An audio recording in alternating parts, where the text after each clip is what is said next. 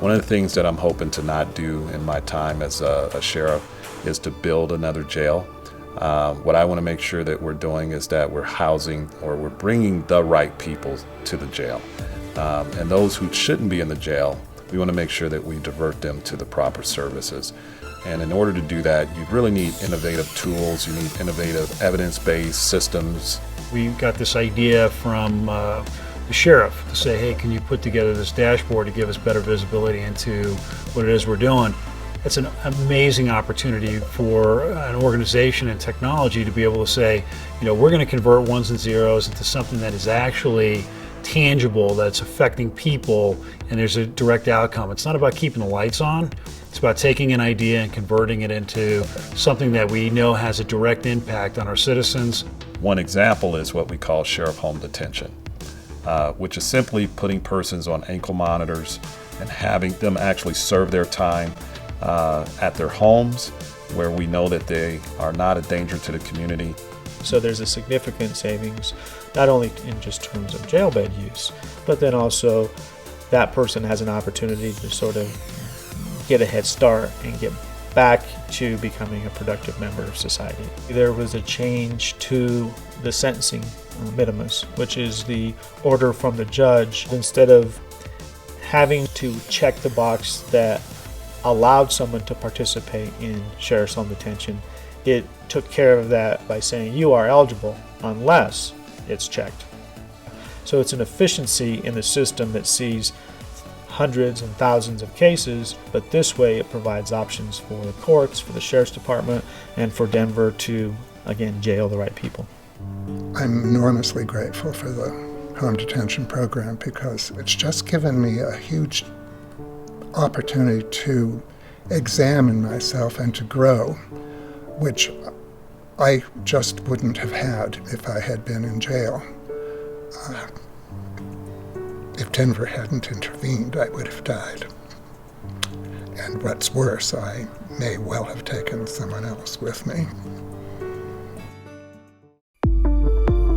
One of the issues that we're facing in the justice system are folks who are frequently coming through the system, low-level types of offenses, high levels of chronic addiction, unmanaged mental health issues, and chronically homeless. And they're not only just the high utilizers for the justice system, but they're also the high utilizers for the hospital care system.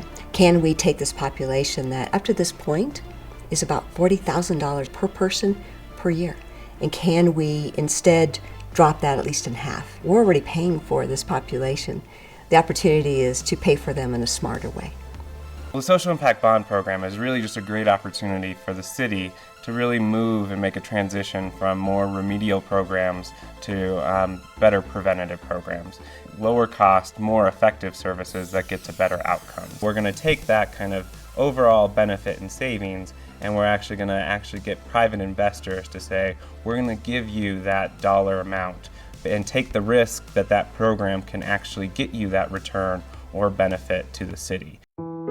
It's not enough just to more or less treat with services the folks who are already engaged in the criminal justice system. We have to make it so that they're not there in the first place. And that's what I think we're doing here in terms of looking at our youth and trying to identify those youth that are especially at risk and trying to figure out, before they end up in our jail, how do we make sure they're never there in the first place? There's a federally funded program called the McKinney-Vento program. I think the great thing about the McKinney-Vento program is that it's helping us identify particularly Denver public school students who are experiencing homelessness.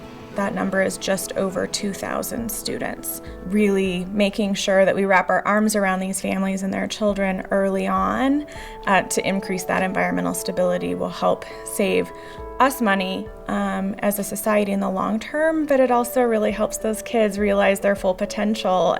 One of the things that Mayor Hancock has said is he wants to deliver a world-class city where everyone matters. Denver is just on the cutting edge of innovation. Denver's the right spot for issues around innovation, and Denver has a heart for innovation here in the city and county. Innovation in Denver is about creating the next best practice. That's why we would love to be involved with Living Cities.